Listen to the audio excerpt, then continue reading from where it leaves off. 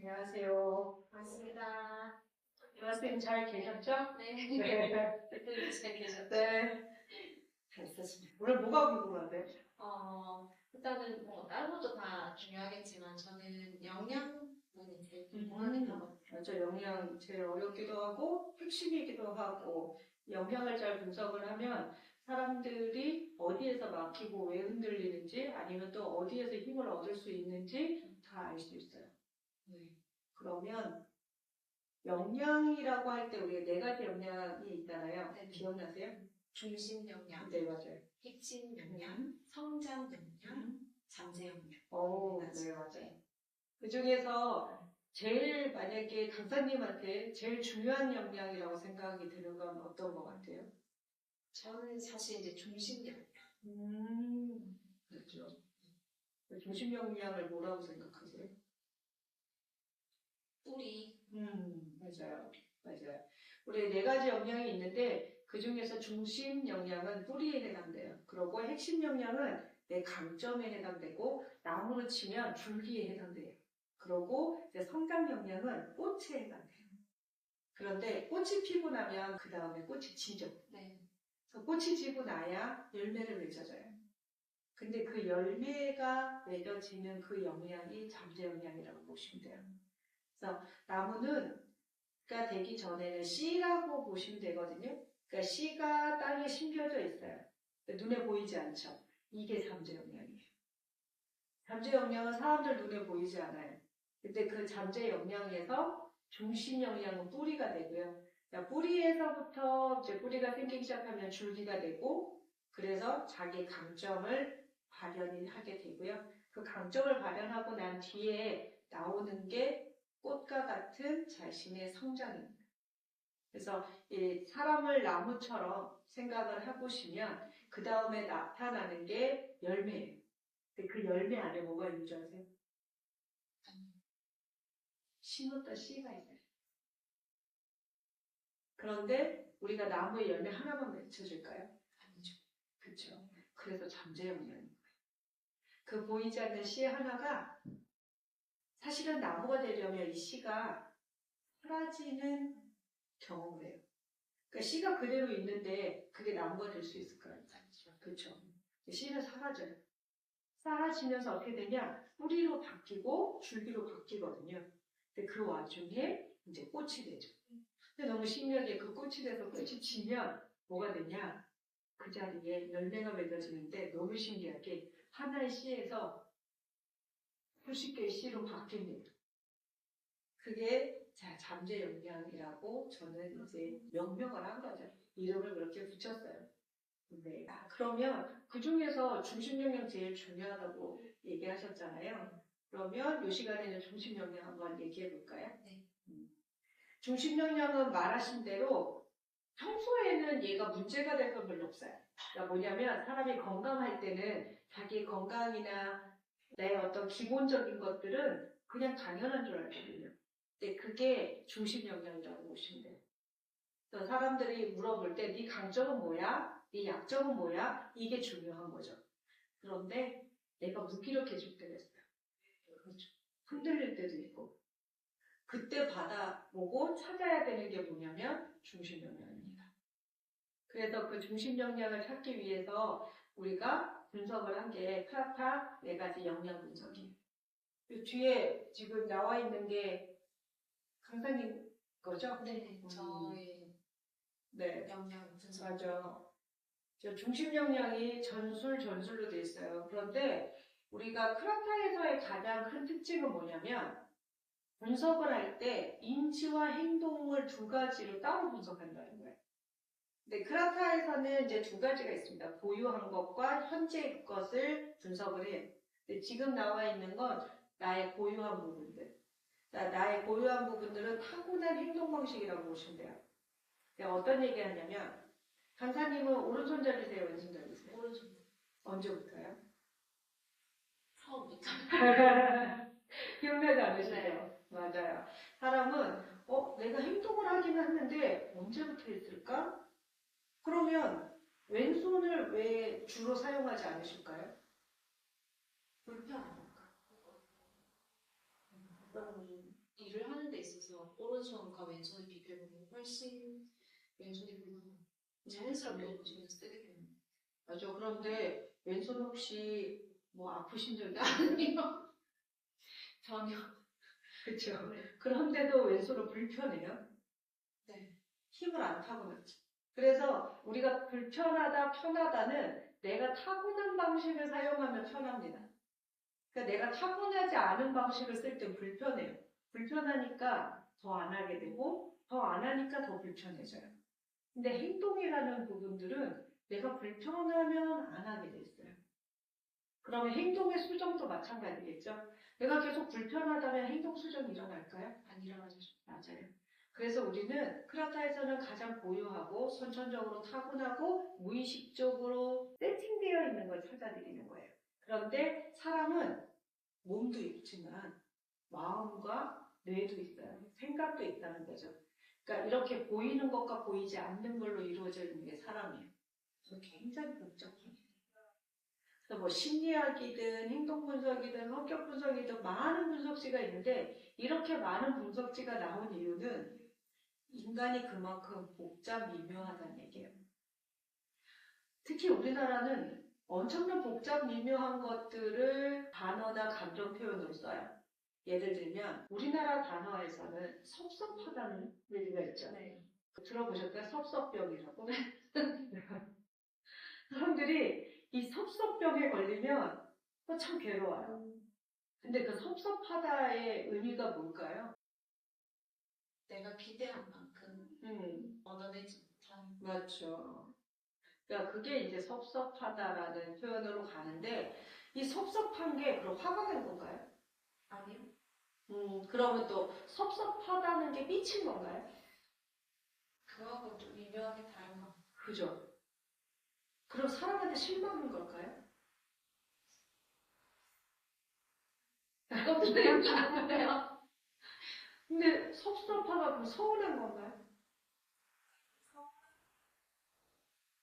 서운한 것과 비슷한 그죠. 의미인 것 같은데. 좀 있으면 이제 어버이날이 옵니다. 어버이날 우리 아이가 너무나 지금 바빠. 고3이야. 그래서 지금 공부하느라고 정신이 없어. 다 알아. 근데 어버이날 아무 꽃 한 송이도 없고 편지 한 통도 없고 선물도 없어. 그럴 때 어머님이 뭐라 그래요? 섭섭하다고 그러죠. 근데 이거 이해하나요 못하나요? 이해할 수 있죠. 그쵸? 그러니까 이 섭섭하다라는 이 감정은 다 내가 이해하고 그럴 수 있다고 생각은 하는데도 마음 한켠은 그래도 그렇지가 있는 거예요. 네. 이 감정이 섭섭하다거든요. 그러니까 우리 아이가 고3이라는 거 알았어. 그랬는데 나를 챙겨주지 않아서 실망을 했어. 근데 그게 실망했다라고 끝나는 것도 아니죠. 그러니까 그만큼 사람은 감정이라는 부분들이 아주 미묘하고요. 단순하지 않아요. 복합적이거든요. 근데 그 복합적인 이유를 프라타가 설명하고 있습니다. 그래서 내가 인지하는 것과 행동하는 것의 차이가 있어요. 자, 엄마가 섭섭했어요. 그치만 행동은 어떻게 할까요? 전혀 티를 내지. 그죠. 또 어떤 사람은 내가 다 이해했어요. 근데 행동으로는 티가 날 수도 있죠. 그렇죠. 네. 그 차이가 뭘까? 왜 우리는 생각과 마음과 행동이 왜 다 다를까요? 왜 그렇게 생각하세요? 왜 다르다고 생각하세요? 여러 가지 이유가 있을 것 같아요. 그렇죠. 그런데 이제 그게 바로 뭐냐면 결국은 사람의 생각과 마음과 행동이 다 다르기 때문이에요. 그러니까 다르게 다 작용을 하고 다르게 다 움직이기 때문입니다. 그래서 역량도 여기서 보시다시피 중심, 핵심, 성장, 잠재, 역량 자기가 가지고 있는 그 힘을 쓰는 역할이 다르고요. 그리고 인지하는 방식과 행동하는 방식이 달라요. 그래서 보시면 중심은 뿌리라고 그랬잖아요. 뿌리는 평소에는 문제가 되지 않아요. 근데 우리가 뿌리를 다듬거나 뿌리를 잘 살펴볼 때는 내가 흔들리거나 우리 보통 나무에서도 뿌리가 안 좋을 것 같아 하고 뿌리를 관찰할 때 언제 관찰을 하냐면 열매가 안 좋아지거나 아니면 나무가 실을 할 때 우리가 내가 얘 뿌리가 문제가 있는 것 같아? 라고 관찰을 하고 이야기를 하거든요. 똑같아요. 사람도 얘가 요즘 왜 이렇게 힘이 없지? 스스로도 마찬가지입니다. 나는 요즘 왜 이렇게 무기력할까? 아니면 요즘 이렇게 하고 싶은 게 없지? 아니면 요즘 나 왜 이렇게 불안하지? 이렇게 내가 흔들릴 때 보는 것이 중심 영향이라고 보시면 돼요. 네, 그러면 중심 영향이 전술이에요. 그러니까 이러면 인지하고 행동이 어때요? 동일한. 그렇죠. 동일하다는 건 내가 생각하고 마음 먹은 것과 행동이라는 것이 나타날 때의 조건값이 같다는 얘기예요. 그러면 전술이면 우리가 기억나세요? 전술은 어떤 영향에 있었을까요? 목표. 그렇죠. 맞아요. 목표 실행은 말 그대로 실행을 하기 위한 부분이에요. 그럼 이제 결과를 만들어내고 내가 행동을 통해서 현실적인 것들에 책임을 지는 그런 역량인데요. 이제 전술을 갖고 계시는 분들은 기억나세요? 전술은 어땠었는지? 지금 현재 동안. 맞습니다. 지금이 되게 중요한 사람. 내일보다는 오늘. 맞아요. 오늘, 지금, 오늘이 금이다. 네, 시간도 미래보다는 지금이 더 중요하고요. 어떤 문제를 해결할 때도 어떠냐면 지금 현재 문제가 생겼을 때 해결 능력이 좋아요. 이런 분들은 이제 현장에서 일을 할 때 빛을 발해요.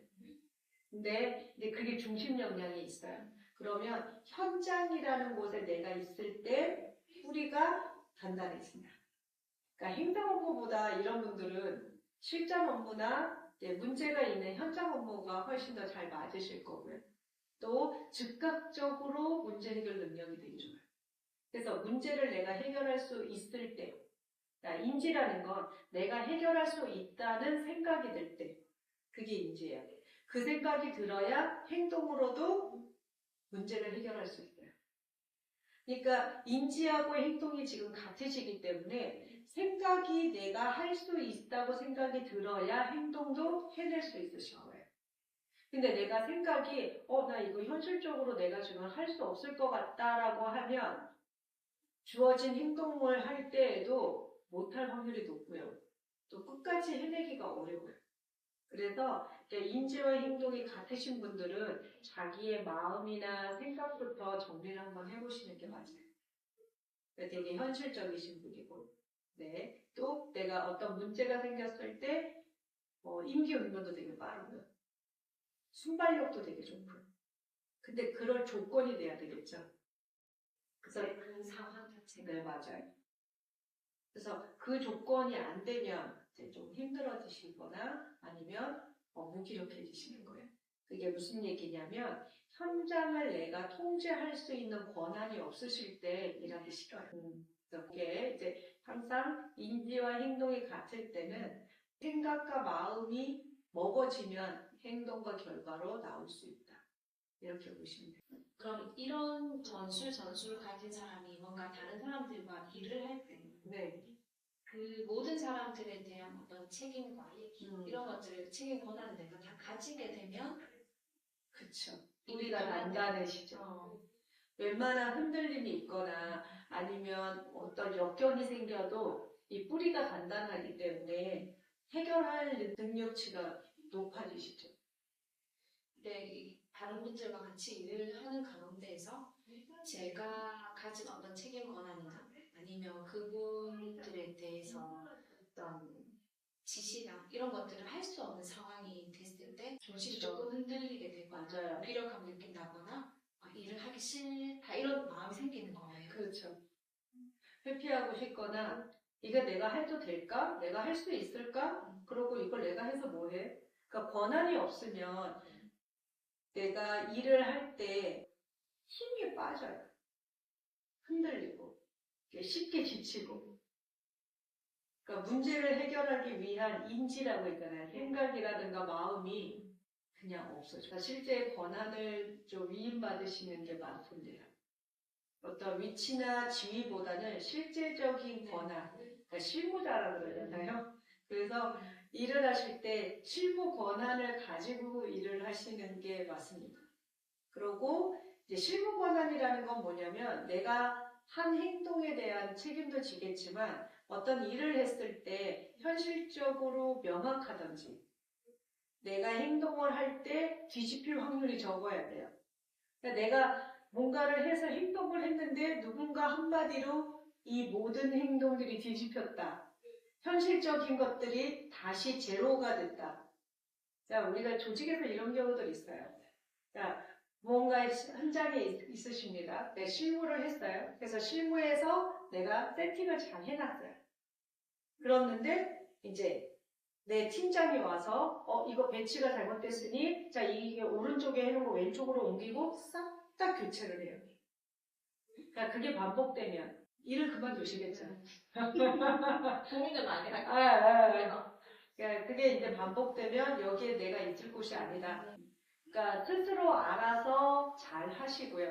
또 내가 책임을 지는 한도 내에서는 창의적이고 또 그 문제를 해결하기 위한 또 해결 능력도 굉장히 좋아지시지만 이 권한이 없다는 건 내가 해놓은 것이 언제 뒤집힐지 모른다라고 생각이 들고 그런 환경에 놓이면 무기력해지고 또 우리가 힘을 쏟아서 힘이 빠지는 게 아니에요. 번아웃이라는 게 있고 보아웃이라는 게 있는데 강사님은 번아웃보다 보아웃을 더 조심하셔야 돼요. 힘을 다 쏟아냈어도 현장에서는 내가 결과치가 만족스럽고 또 모든 사람들한테 인정도 받지만 결과가 잘 나왔을 때는 다시 충전이 빨라요. 이 전술형들은. 그런데 어떨 때가 문제가 되냐면 보아웃은 뭐냐면 내가 했을 때 이 결과치가 지속 가능하지 않을 수 있다. 그리고 이 결과나 내가 해놓은 것들이 뒤집힐 수 있다. 인정받지 못한다. 라는 불확실하고 또 불명예스럽다고 생각이 들면 유지가 안 되고요. 힘이 빠져요. 그래서 그 다음부터는 입을 다물게 되고요. 나서지 않게 되고요. 근데 그러다 보면 점점 힘은 더 빠지죠. 그래서 무기력해지는 거예요. 똑같이 번아웃이나 보아웃이나 힘이 빠지는 건 똑같지만요. 근본적인 게 다릅니다. 번아웃은 다 태웠기 때문에 쉬게 되면 그곳에서 다시 힘이 남아요. 근데 보아웃은 쉬어도 쉰 것 같지가 않아요. 그래서 그게 이제 전체적으로 조직에서 볼 때는 이렇게 보아웃과 번아웃이 오는 원인을 찾을 수가 있고요. 그게 어떤 원인인지 중심 영향을 보면 알 수 있어요. 오늘 어떠셨어요? 중심 역량이 흔들리는 원인, 이유 이런 것들이 그러니까 저는 일단 저가 전술이기 때문에 충분히 이해되는데 여기 인지의 관계가 들어오든 인지의 비교가 들어오든 이런 형태로 사람들이 어떤 조직 안에서 일을 할 때나 네. 그 다음에 어떤 관계를 맺어갈 때 이런 생각들로 인해서 흔들릴 수 있고 무기력해질 수 있구나 조금 이제 이해가 좀 될 것 같아요. 역시 강사님의 이 확장 능력이 대단하시네요. 맞습니다. 지금은 전술로 되어 있지만 저기에 뭐 비교가 들어온다든지 또 우리가 과제가 들어온다든지 이렇게 들어와 있는 분석에 따라서 또 자기 역량이나 행동 방식에 따라서 자기한테 주어진 조건들 값이 다르니까 환경도 달라져야 되거든요. 오늘 수고 많으셨어요? 너무 감사합니다. 감사합니다. 네.